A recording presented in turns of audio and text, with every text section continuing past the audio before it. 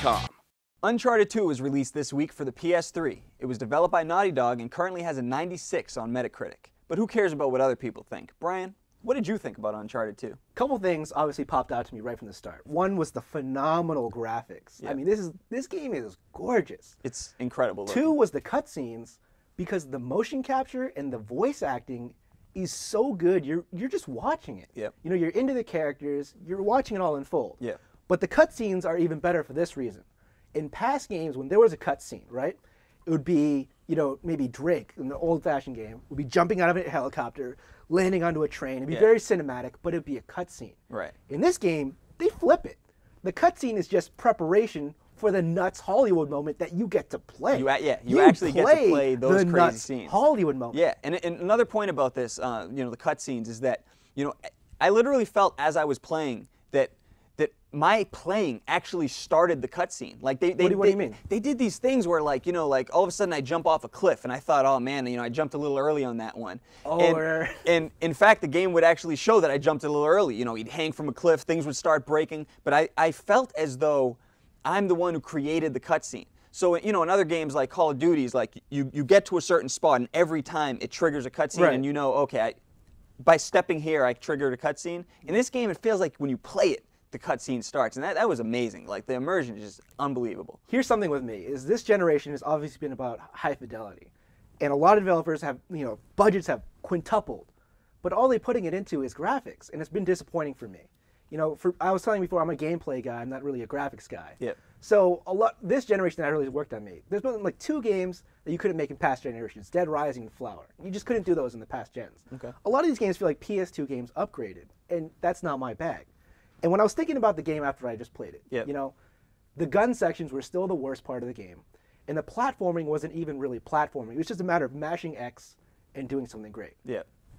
But I didn't care. I did not care. This is the first next-gen game where the fidelity worked on me. Yeah. You know, the slightly above average gameplay, normally I would hate it.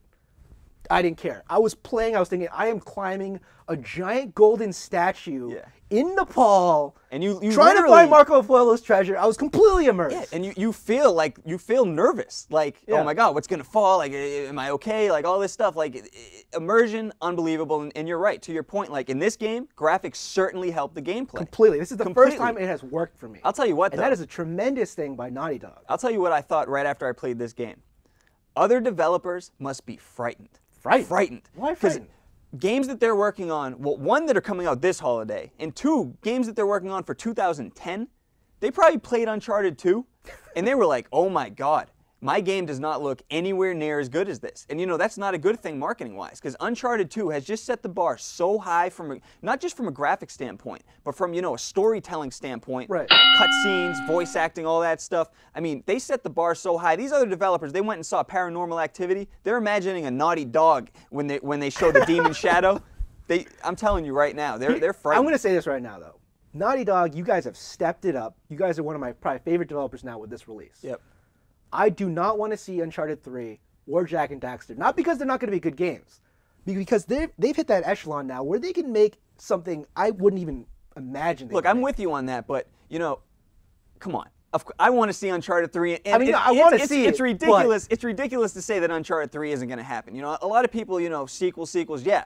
Don't make sequels if it's not good. But a developer like Naughty Dog, they could do something. They've showed how amazing, you know, they can be with making a sequel, so why not give them a 3rd one? Like, you're telling me you don't want to see a sequel to Dark Knight? No, I do want to see a sequel. I think Christopher Nolan can make a 3rd Batman that's better than The Dark Knight. I think Naughty Dog can make a 3rd Uncharted that's better than Uncharted 2. Well, speaking with Naughty Dog, in their Thanks section, they thanked a lot of developers that you would expect, you know, Insomniac, Guerrilla Games, but they also had Bungie and Infinity Ward. And when asked about this, Neil Druckmann said, "We try to be quite open with our technology and ideas with other developers. We wanted to make sure we thanked everyone that helped us out in some way." Rich, what do you feel about this? You know, I feel good about it. You know, I mean, it's great to see top-notch developers working together, helping each other out. You know, you know, obviously Bungie wasn't in Naughty Dog's studio like, you know, cranking away at all that crazy engineering. So we don't know, but you know, I'm willing to bet that that's not the case. But you know, just to help each other a little bit, like, you know, maybe Bungie helped them out with their matchmaking in the multiplayer. Definitely.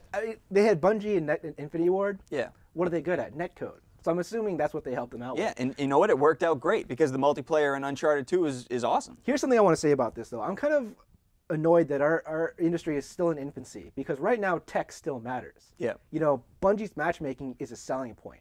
That shouldn't be the case. Everyone should have good matchmaking. Polish should be expected. Yeah. Games should just work.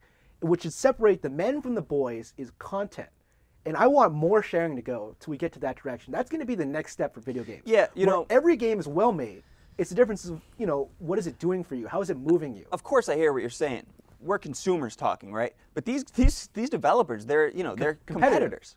Why would they want to help each other? I mean, it's cool that they are, that, you know, these three have been talking and whatnot, but they're not going to really want to help each other that much. They're competition.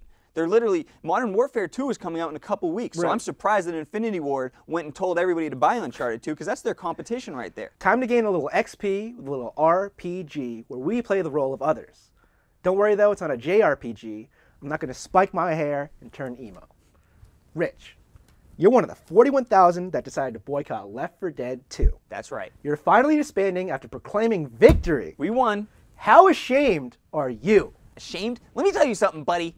Valve was forcing us to buy Left 4 Dead 2. You don't have to buy it. What do you mean? They already deducted the money from my account. There was no force. The game is already shipping to my house. They forced me to buy it. Valve gave you guys so much free content in every game. They forced me to buy Left 4 Dead 2. It only took them 1 year to make it. That game should have cost 50 cents, no more. In fact, they should have given that out for free. You should be ashamed of yourself. You know what I heard too? Absolutely ashamed. I heard that they changed the default sensitivity by 0.2%, so the game isn't even going to work as well. I'm not even going to play it. Because it's just stupid. They changed everything and they ruined it. I'm boycotting you. That's what I'm doing. They ruined Left 4 Dead. I'm boycotting you. The people who made Left 4 Dead ruined Left 4 Dead because they're making Left 4 Dead 2. Brian, your GameStop director, Leonard Riggio. Yes. You just sold 2 million shares worth $60 million. Yes. Why would you do that? Why? What are you, an idiot? Look, Best Buy and Walmart are thinking about getting in the used game market. Meanwhile, digital distribution is breathing down my neck. You're damn right I'm going to sell because Daddy needs a brand new yacht. And you better believe I'm getting new because if I buy it used, there's going to be stickers all over the hull. You're right about that. Rich, you're a Naughty Dog developer who posted on the PlayStation forums who hinted at cross-game chat coming to the PS3. Yo, and then you quickly deleted it. Is it coming? And are you going to delete this recording too? Yo, I didn't say that, son. It's not coming out, man. Listen, yo, Kaz. Why does he sound like Yo, I'm sorry, Kaz. Yo, I didn't say it. It's not coming out. Yo, but what's your PSN ID, man? I'm not going to let you No, yo. A couple months, man. You'll be playing Uncharted 2. I'll be playing Demon's Souls. We can talk to each other at the same time, man. So it is coming. No, I didn't say that, son. I never said that. It's not coming out. Yo, but seriously, what's your PSN ID? Brian, you are Mario. Yeah.